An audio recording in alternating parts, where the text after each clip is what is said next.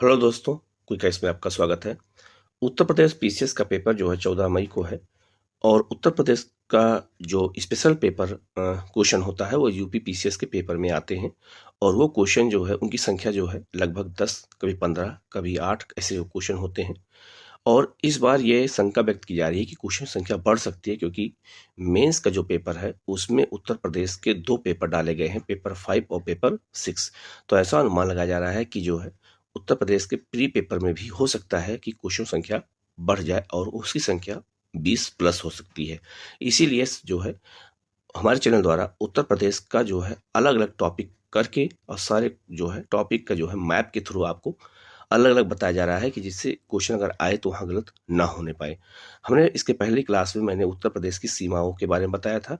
आज दूसरी क्लास है और इसमें हम लोग उत्तर प्रदेश के भौतिक विभाजन की चर्चा करेंगे कि उत्तर प्रदेश का भौतिक विभाजन क्या है और उत्तर प्रदेश को फिजिकली रूप से या भौतिक रूप से उत्तर प्रदेश को कितने भागों में बांटा गया है। उत्तर प्रदेश को अगर हम पॉलिटिकल रूप से कहें, राजनीतिक रूप से कितने भागों में बांटा गया है, तो 75 जिलों में बांटा गया है उत्तर प्रदेश को। ठीक है, लेकिन अगर हम बात करें उत्तर प्रदेश का भौतिक विभाजन की बात करें तो उत्तर प्रदेश को भौतिक रूप से कितने भागों में बांटा गया है, तो उत्तर प्रदेश को भौतिक रूप से अगर हम कहें तो इस मैप के थ्रू अगर हम देखते हैं तो उत्तर प्रदेश को 3 भागों में बांटा गया है भौतिक रूप से। तो भौतिक रूप से 3 भागों में बांटा गया है फिजिकल रूप से। पहला है आपका भाभर और तराई का क्षेत्र। भाभर और तराई के क्षेत्र, ये पहला विभाजन हो गया। दूसरा है गंगा और यमुना का मैदान, जो दिल्ली के यमुना नदी से लेकर के और ये बलिया तक का जो क्षेत्र है, ये पूरा जो है आपका गंगा यमुना का मैदान के नाम से जाना जाता है। और जो तीसरा विभाजन है वो है दक्षिण का पठारी क्षेत्र। तो जो दक्षिण का पठारी क्षेत्र है ये आपका प्रायद्वीपीय पठार का हिस्सा माना जाता है। और ये जो है उत्तर प्रदेश में भी इसका विस्तार है दक्षिण के पठार का। और उत्तर प्रदेश का जो बुंदेलखंड और बघेलखंड का क्षेत्र है वो पूरा जो है दक्षिण का पठारी क्षेत्र कहलाता है। अगर आपसे ये पूछा जाए कि उत्तर प्रदेश को भौतिक रूप से कितने भागों में बांटा गया है, तो उत्तर प्रदेश को भौतिक रूप से 3 भागों में बांटा गया है। आपको याद रखना है, पहला है भाभर और तराई क्षेत्र, दूसरा है आपका गंगा यमुना का मैदान और तीसरा है दक्षिण का पठारी क्षेत्र। इन्हीं 3 भागों में उत्तर प्रदेश को बांटा गया है। हम लोग आगे बढ़ते हैं और याद रखिएगा, उत्तर प्रदेश जब बटा नहीं था तो उत्तर प्रदेश को भौतिक रूप से 3 भागों में बांटा जाता था। उस समय जब उत्तराखंड का गठन नहीं किया गया था तो उससे पहले उत्तर प्रदेश को भौतिक रूप से 3 भागों में बांटते थे। और उत्तराखंड के गठन से पहले पर्वतीय क्षेत्र भी था, मैदानी भी, और दक्षिण का पठारी क्षेत्र था। लेकिन उत्तराखंड के गठन के बाद पूरा पर्वतीय क्षेत्र चला गया उत्तराखंड में, तो उत्तर प्रदेश को अलग से जो है केवल 2 भागों में बांटा गया, 3 भागों में बांटा गया। उसमें भाभर और तराई के क्षेत्र को ही उत्तर प्रदेश में मान लिया गया था और उत्तर प्रदेश का विभाजन फिर बाद में किया गया भौतिक रूप से, और वो 3 भागों में हुआ। तो उत्तर प्रदेश का जो विभाजन है वर्तमान में वो 3 प्राकृतिक प्रदेशों में बटा हुआ है, आप ये देख सकते हैं। तो 3 प्राकृतिक प्रदेश उत्तर प्रदेश में कौन कौन सा है? पहला है भाभर और तराई का प्रदेश, दूसरा है गंगा यमुना का मैदान और तीसरा है दक्षिण का पठारी प्रदेश। इन्हीं 3 भागों में उत्तर प्रदेश को बांटा गया है। ये आप मैप के थ्रू इसको समझ सकते हैं कि किस किस क्षेत्र को भाभर कहते हैं, किस क्षेत्र को तराई कहते हैं, किस क्षेत्र को गंगा यमुना का मैदान और कहाँ पे दक्षिण का पठारी क्षेत्र है। जब हम इसको मैप के थ्रू समझते हैं तो हमें बिल्कुल याद हो जाता है, और मैप के थ्रू जब हम याद करते हैं तभी वो बहुत दिनों तक हमें याद रहता है और जब क्वेश्चन आता है तो गलत नहीं होता है। दूसरा, मेंस का जो पेपर है 5 और 6, उसमें मैप बहुत जरूरी है। उत्तर प्रदेश का अगर मैप नहीं हमारे दिमाग में रहेगा तो हम मेंस के क्वेश्चन नहीं लिख पाएंगे। अगर एग्जाम में आ जाए वहां पर कि भाभर का क्षेत्र क्या है, तराई क्षेत्र का इसकी विशेषताएं क्या हैं, गंगा यमुना के मैदान की क्या विशेषताएं हैं, दक्षिण के पठार की क्या विशेषताएं हैं, तो जब तक हम क्षेत्र नहीं जानेंगे तब तक हम आंसर नहीं लिख सकते हैं। इसलिए हमें मैप के थ्रू देखना बहुत जरूरी है, क्योंकि पेपर 5 और पेपर 6 दोनों को मिला करके 400 नंबर के पेपर होंगे। मेंस में ये भी याद रखना है। और दूसरा, पीटी में क्वेश्चन संख्या बढ़ सकती है, क्योंकि अगर मेंस में क्वेश्चन अगर यूपी पीसीएस से पूछा जा रहा है तो जाहिर सी बात है कि यूपी पीसीएस के प्री में भी क्वेश्चन ज्यादा आएंगे। इसलिए हमें तैयार रहना है पहले से ही। पहले बात कर लेते हैं हम लोग भाभर और तराई का क्षेत्र किसे कहते हैं और वो कहाँ पर हैं। पहले हम इसकी लोकेशन देख लेते हैं कि भाभर और तराई का क्षेत्र कहाँ पर है। तो याद रखिएगा, हिमालय का ये नेपाल का क्षेत्र है, ये पूरा नेपाल का क्षेत्र है। और जैसे ही हिमालय समाप्त होता है तो हिमालय के समाप्त होते ही एक पतली पट्टी सहारनपुर से लेकर के और ये जो है कुशीनगर तक जो है, सिद्धार्थनगर कुशीनगर तक के क्षेत्र पर एक पतली पट्टी उत्तर प्रदेश में जो पाई जाती है उसको हम भाभर का क्षेत्र कहते हैं। और भाभर क्षेत्र में केवल जो है नदियां जब नीचे उतरती हैं तो बहुत सारे कंकड़ पत्थर ला करके जमा कर देती हैं, जिससे इस पतली पट्टी का निर्माण हुआ है। और इस पतली पट्टी को भाभर क्षेत्र कहते हैं। और भाभर क्षेत्र में कृषि नहीं होती क्योंकि बड़े बड़े पत्थर पाए जाते हैं और यह नदियां लुप्त हो जाती हैं। दूसरा है तराई क्षेत्र। तराई क्षेत्र में नदियां पुनः निकलती हैं तो उसी को तराई क्षेत्र कहते हैं और ये पूरा दलदली क्षेत्र बन जाता है। तो भाभर क्षेत्र, भाभर के बाद जो दक्षिण में पतली पट्टी पाई जाती है जो हरे कलर की दिख रही है, इस पट्टी को जो है तराई का क्षेत्र कहा जाता है। और तराई के क्षेत्र में गन्ना और चावल की खेती अधिक होती है और इस क्षेत्र को में जंगल भी पाए जाते हैं। अभी हाल में उत्तर प्रदेश ने तराई क्षेत्र को हाथी रिजर्व भी घोषित किया है। तो इस क्षेत्र में जंगल अधिक है, इस क्षेत्र में दलदली क्षेत्र अधिक है, इसलिए और यहाँ पर पानी की उपलब्धता होने से ही जो है इस क्षेत्र में जो है चावल और गन्ने की खेती अधिक की जाती है। तो तराई क्षेत्र में जो है और भाभर क्षेत्र को मिलाकर के भारत का, उत्तर प्रदेश का एक भौतिक विभाजन बना दिया गया है कि उत्तर प्रदेश का एक भौतिक विभाजन जो सबसे नॉर्थ में नेपाल की सीमा से लगा हुआ है, उसमें दो पट्टियां हैं। पहली पट्टी जो नॉर्थ में है वो है आपका भाभर का क्षेत्र, ये कृषि विहीन क्षेत्र है, इसमें कृषि नहीं होती है। अभी आगे बताता हूं मैं ये कैसे इसका निर्माण होता है भाभर का, ये बताता हूं। और फिर तराई मैदान के क्षेत्र का निर्माण कैसे होता है इसकी चर्चा हम आपसे अभी करते हैं। लेकिन इससे पहले हम जान लेते हैं कि जो पहली पट्टी है जो नेपाल की सीमा से लगी है उसको हम भाभर कहते हैं, और जो दूसरी पट्टी जो है नेपाल के बाद, जो भाभर के बाद जो दूसरी पट्टी दक्षिण में है उसको हम तराई कहते हैं। और उसी के बाद गंगा यमुना के मैदान की शुरुआत हो जाती है। आगे बढ़ते हम लोग पहले ये समझ लेते हैं मैदान का वर्गीकरण। अगर हम उत्तर प्रदेश के मैदान की बात करें तो सबसे पहले जो है जो भाभर का क्षेत्र है और तराई का क्षेत्र है, आप इसको समझ सकते हैं। और फिर इसके बाद हम लोग बांगर और खादर और गंगा नदी घाटी को समझ लेते हैं कैसे इसका क्षेत्र है। तो सबसे पहले याद रखिएगा, जब नदियां उतरती हैं, पहले इस मैप से समझते हैं। जब नदियां उतरती हैं, हम बिल्कुल मैप के थ्रू आपको पूरा बताएंगे, इसलिए आप उस चैनल को जरूर सब्सक्राइब कर लीजिए, इस तरह की वीडियो आपको लगातार मिलती रहे। जो हिमालय से निकलती नदियां, ये जो रेड कलर का दिख रहा है ये हिमालय से निकलती नदियां हैं। और ये हिमालय का शिवालिक हिमालय है, जो सबसे बाहरी हिमालय है वो शिवालिक हिमालय है। और यहाँ से बहुत सी नदियां निकलती हैं और ये मान लीजिए आपका नॉर्थ है और ये साउथ है। तो साउथ की ओर बहते हुए जब ये आगे जाती हैं तो ये गंगा के मैदान का क्षेत्र है।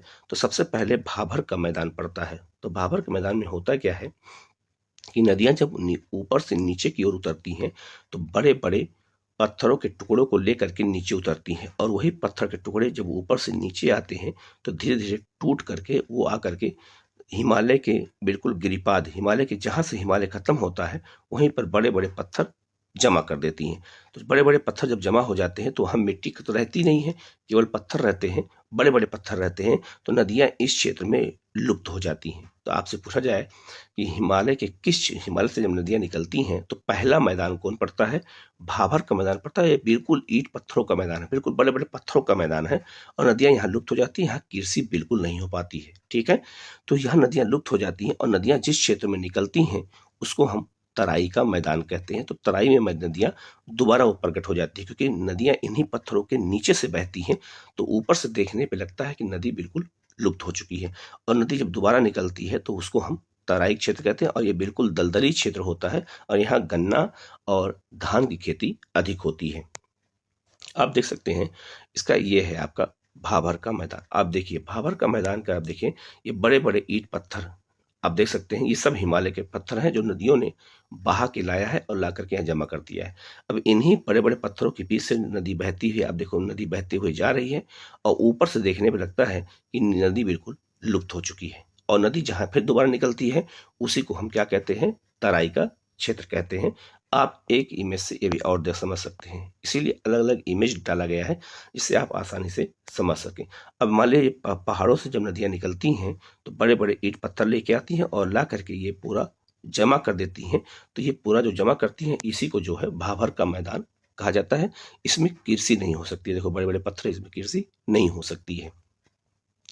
अब आप समझ सकते हैं कि जो भाभर का मैदान है वो कहाँ पर है। तो भाभर का मैदान इस मैप से समझ लेना है दोबारा से कि भाभर का मैदान सहारनपुर उत्तर प्रदेश से लेकर के और कुशीनगर सिद्धार्थनगर तक एक पतली पट्टी में पाई जाती है, क्योंकि हिमालय यहीं समाप्त होता है और ये पतली पट्टी जो है भाभर के मैदान के नाम से जानी जाती है।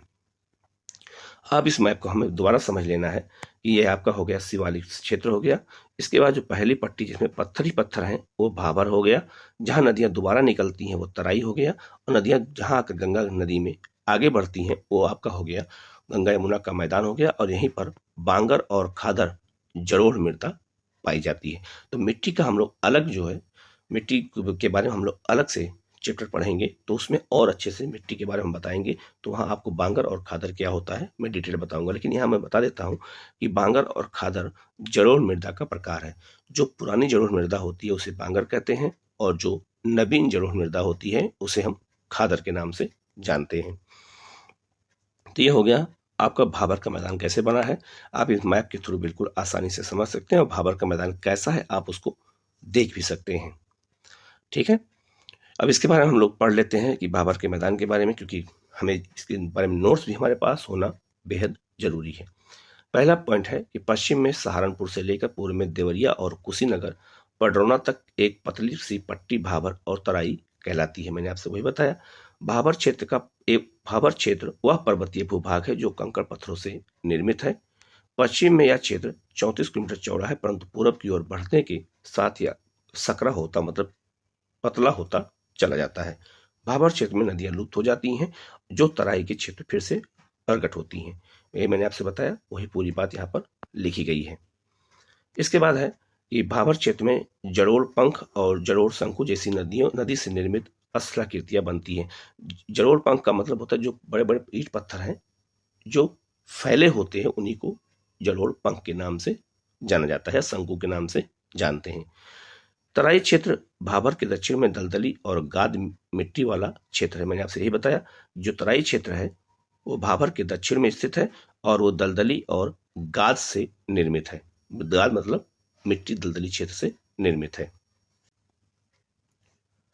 अगर हम तराई क्षेत्र के विस्तार की बात करें तो तराई का जो क्षेत्र है वो सहारनपुर, बिजनौर, रामपुर, बरेली, पीलीभीत, लखीमपुर खीरी, बहराइच, गोंडा, बस्ती, सिद्धार्थनगर, गोरखपुर, महाराजगंज, देवरिया और कुशीनगर जिलों तक ये फैला हुआ है।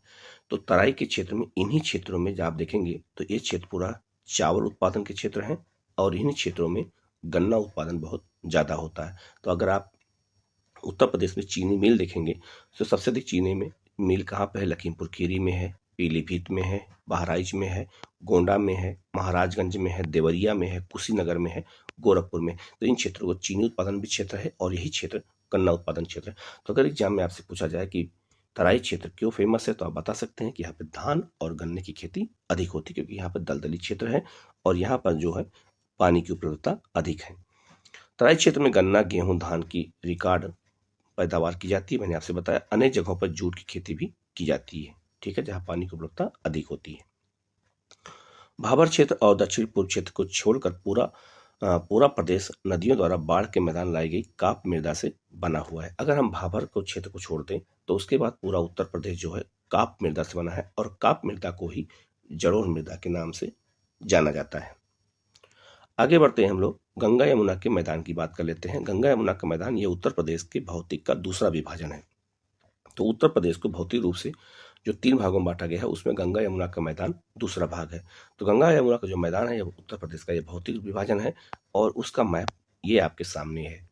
अब आप देखेंगे तो जो ये पश्चिमी उत्तर प्रदेश है इसको हम गंगा यमुना का ऊपरी मैदान कहते हैं। याद रखना है, ये गंगा यमुना का दोआब भी कहा जाता है, इस क्षेत्र को कहते हैं। और दूसरा है गंगा का मध्य मैदानी प्रदेश, ये आपका लखनऊ तक के क्षेत्र को कहा जाता है।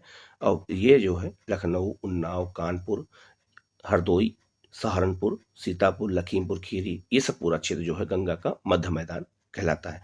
गंगा का जो पूर्वी मैदान है ये आपका पूर्वांचल कहलाता है, और इसमें जो है वाराणसी, जौनपुर, आजमगढ़, गाजीपुर, देवरिया, बस्ती, ये पूरा जो क्षेत्र आता है, ये पूरा जो है अयोध्या, ये सब पूरा गंगा का पूर्वी मैदान के नाम से जाना जाता है। तो जो गंगा यमुना का मैदान है वो 3 भागों में बटा हुआ है, ऊपरी गंगा का मैदान, मध्य गंगा का मैदान और दक्षिणी और ये पूर्वी गंगा का मैदान है। तो याद रखिएगा कि उत्तर प्रदेश को जो मैदानी क्षेत्र है उसको 3 भागों में बांटा जाता है, और तीनों भागों की विशेषताएं अलग अलग हैं। सबसे पहले अगर हम बात करें तो गंगा यमुना के ऊपरी मैदान की बात करें तो इसका विस्तार लगभग 500 किलोमीटर लंबा और 80 किलोमीटर चौड़ा क्षेत्र है। यह क्षेत्र हरित क्रांति का क्षेत्र है। यह भी याद रखिएगा, जो उत्तर प्रदेश का जो गंगा यमुना का ऊपरी क्षेत्र है, ये हरित क्रांति का क्षेत्र है और यहाँ पर हरित क्रांति लाई गई थी और गेहूं के उत्पादन में काफी सफलता मिली थी। तो पंजाब हरियाणा के अलावा पश्चिमी उत्तर प्रदेश में भी हरित क्रांति का क्षेत्र लाया गया था। यहाँ गेहूं और गन्ने की खेती अधिक होती है। इसका विस्तार उत्तर प्रदेश के सहारनपुर, बिजनौर, मेरठ, मुजफ्फरनगर, बुलंदशहर, अलीगढ़, हाथरस, मथुरा, आगरा, मैनपुरी, एटा, बदायूं, मुरादाबाद और बरेली के जिलों तक फैला हुआ है। तो ये सारे जिले कहाँ पर हैं? तो उत्तर प्रदेश के पश्चिम में पड़ते हैं। और सारे जिले कौन हैं? तो गंगा और यमुना का जो ऊपरी क्षेत्र है, इसी क्षेत्र को हम लोग गंगा का ऊपरी भाग कहा जाता है। और इसी क्षेत्र में जो है उत्तर प्रदेश का दूसरा विभाजन जो गंगा यमुना का है, उसमें ये पहला विभाजन है। अब आप इस मैप के थ्रू भी देख सकते हैं, इन सभी जिलों की बात हम कर रहे थे। ये सारे जिले जो है किस में आते हैं? तो ये सब आते हैं ऊपरी गंगा के मैदान में आते हैं, गंगा यमुना के मैदान में आते हैं। गंगा का मध्य मैदानी जो प्रदेश है, यह इस क्षेत्र में कानपुर, लखनऊ, उन्नाव, सहारनपुर, लखीमपुर खीरी, सीतापुर जैसे जिले आते हैं। याद रखिएगा, इसमें शाहजहांपुर होगा, सहारनपुर नहीं होगा, इसको थोड़ा सा मिस्टेक हो गया, आप इसको सहारनपुर न कि शाहजहांपुर जानेंगे। और इस क्षेत्र में गेहूं, चावल और गन्ने की खेती अधिक होती है। तो ये वाला जो क्षेत्र है आपका लखनऊ के आसपास का जो पूरा क्षेत्र है, ये पूरा क्षेत्र क्या कहलाता है? तो ये पूरा क्षेत्र जो है मध्य गंगा का मैदान कहलाता है। और जो गंगा का पूर्वी मैदान है, इसमें अगर हम बात करें तो इसका विस्तार उत्तर प्रदेश के वाराणसी, जौनपुर, गाजीपुर, आजमगढ़, बलिया, मिर्जापुर, सोनभद्र और संत रविदास नगर के क्षेत्र आते हैं। और इस क्षेत्र में बाढ़ भी आती है और यहाँ चावल की खेती अधिक होती है। तो उत्तर प्रदेश के जो पूर्वी क्षेत्र है, आप उसको देख सकते हैं, ये पूरा जो क्षेत्र है ये उत्तर प्रदेश का पूर्वी क्षेत्र कहलाता है, याद रखिएगा। तो उत्तर प्रदेश का भौतिक विभाजन की बात करें तो गंगा यमुना का मैदान भी इसमें शामिल है। इसके बाद है दक्षिण का पठारी प्रदेश। दक्षिण का जो पठारी प्रदेश है, आप उसको इस मैप के थ्रू पहले समझ सकते हैं। तो उत्तर प्रदेश के पठारी क्षेत्र में कई पहाड़ियां भी पाई जाती हैं, जैसे मिर्जापुर की पहाड़ी, ये मिर्जापुर में है।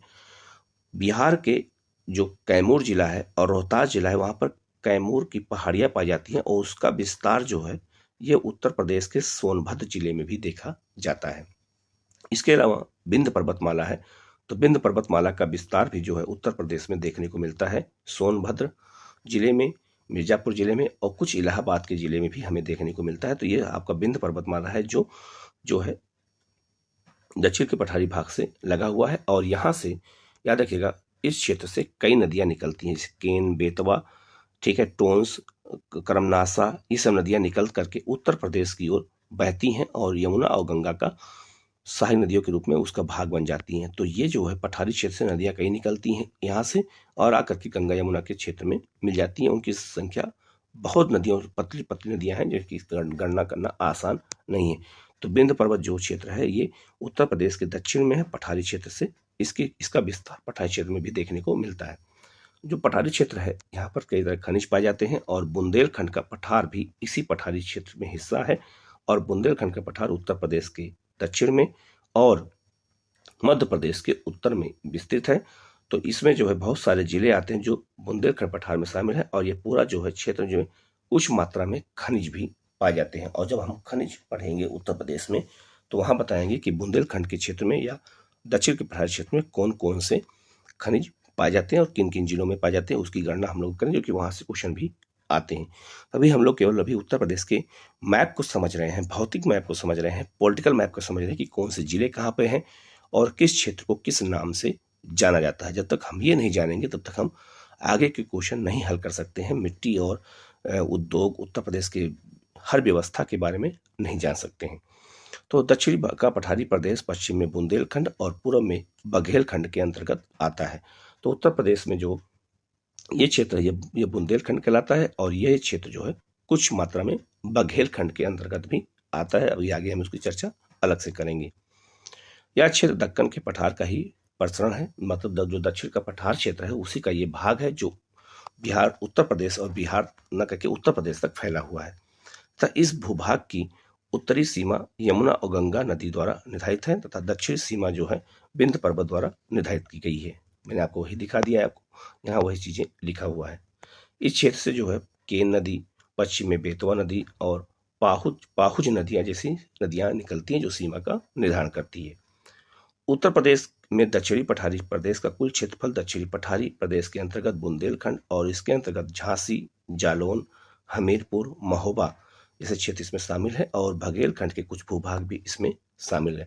तो जो उत्तर प्रदेश का जो दक्षिण क्षेत्र है, जो झांसी है, जो ललितपुर है, जालौन है, हमीरपुर है, महोबा, ये सब पठारी क्षेत्र के अंतर्गत ही शामिल है। इसके अलावा चित्रकूट, ललितपुर, बांदा जिले, इलाहाबाद जिले की मेजा और करछना तहसीलें, गंगा के दक्षिण में पड़ने वाला मिर्जापुर का हिस्सा और चंदौली जिले की चकिया तहसील भी इसी के अंतर्गत शामिल है।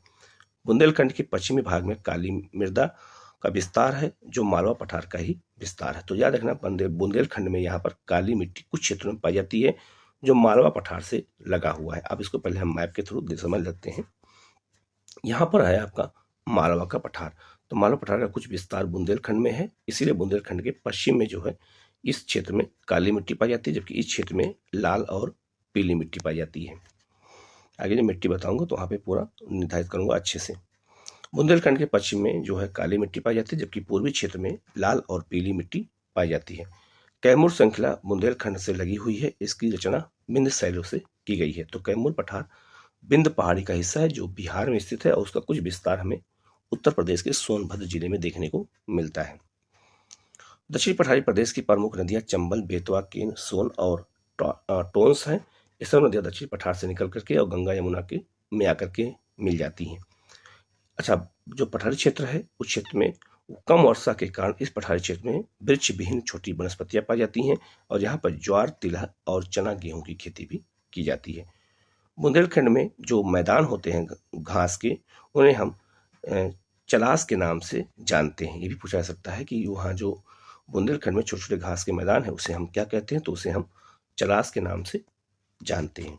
तो ये हो गया आपका उत्तर प्रदेश का जो भौतिक विभाजन, मैंने आपको पूरा डिटेल में बता दिया। इसके बाद में उत्तर प्रदेश को ये भी देख लेते हैं, उत्तर प्रदेश के क्षेत्र को हम अलग अलग क्षेत्र को किस किस नाम से जानते हैं। तो याद रखिएगा, जो ये आपका हरे कलर का दिख रहा है, ये पूरा जो है इसको हम कहते हैं गंगा यमुना का दोआब। ये गंगा यमुना का दोआब है, क्योंकि गंगा नदी और यमुना नदी इसी क्षेत्र में आकर के बहती है। इलाहाबाद में जब यमुना गंगा मिल जाती है तो इस पूरे क्षेत्र को हम गंगा यमुना का दोआब कहते हैं। इसके बाद में जो ये वाला पिंक कलर का है, इसे हम रोहेलखंड के नाम से जानते हैं। तो ये रोहेलखंड हो गया पूरा, इसको याद रखिएगा, ये पूरा रोहेलखंड कहलाता है। और इसके बाद जो ये वाला पूरा क्षेत्र है, इसको हम क्या कहते हैं, तो इसको हम कहते हैं बुंदेलखंड। ये पूरा आपका बुंदेलखंड हो गया, जिसमें ललितपुर, झांसी, जालौन ऐसे जिले शामिल किए गए हैं। बुंदेलखंड के बगल में ही एक बघेलखंड का भी क्षेत्र शामिल है। बघेलखंड का पठार जो है ये छत्तीसगढ़ और मध्य प्रदेश पड़ता है। इसका थोड़ा सा विस्तार उत्तर प्रदेश में भी पड़ता है। तो एक छोटा सा जो जिला है, इलाहाबाद का जो जिला है वही जो है, और उसके बाद चित्रकूट थोड़ा सा, वो पूरा क्षेत्र किसमें पड़ जाता है, तो बघेलखंड में पड़ता है। तो ये भी याद रखना।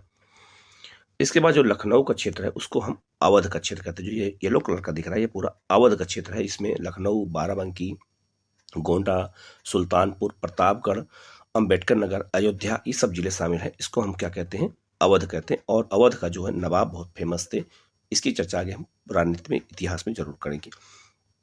इसके अलावा उत्तर प्रदेश का जो पूर्वी क्षेत्र है उसको हम पूर्वांचल के नाम से जानते हैं। तो ये पूरा पूर्वांचल का भाग माना जाता है। ठीक है, तो उत्तर प्रदेश के अलग अलग क्षेत्र को अलग अलग नामों से जानते हैं। याद रखना, ये वाला पूरा क्षेत्र गंगा यमुना का दोआब कहलाता है। ये क्षेत्र आपका रोहेलखंड, ये बुंदेलखंड, ये बघेलखंड, ये अवध और ये पूर्वांचल। तो उत्तर प्रदेश को हम अलग अलग नामों जानते हैं, अलग अलग क्षेत्रों को अलग अलग चीज़ों से जानते हैं। यही सब मेंस में अगर हम लिखना होगा, जब क्वेश्चन आएगा लिखना होगा, तो ये मैप हमारे दिमाग में होना चाहिए। इसलिए चैनल को जरूर सब्सक्राइब कर लीजिए और इस तरह की वीडियो आपको लगातार मिलती रहेगी। उत्तर प्रदेश के पूरे चीज, हर स्थिति को, हर चैप्टर को हम बिल्कुल मैप के थ्रू आपको बताएंगे। हमें पूरा विश्वास है आपको वीडियो जरूर पसंद आया होगा। वीडियो को लाइक करिएगा और चैनल को जरूर सब्सक्राइब कर लीजिएगा और बेल आइकन को जरूर प्रेस कर लीजिएगा। इस तरह क्लास आपको मिले तो आपको पता चल जाए और आप जो है नोटिफिकेशन आपको मिलता रहे और आपकी क्लास लगातार चलती रहे। क्योंकि उत्तर प्रदेश के लिए टाइम कम बचा है, इसलिए तैयारी बहुत अच्छे से करनी पड़ेगी, जिससे उत्तर प्रदेश से अगर क्वेश्चन आए तो गलत ना होने पाए। Okay, thank you.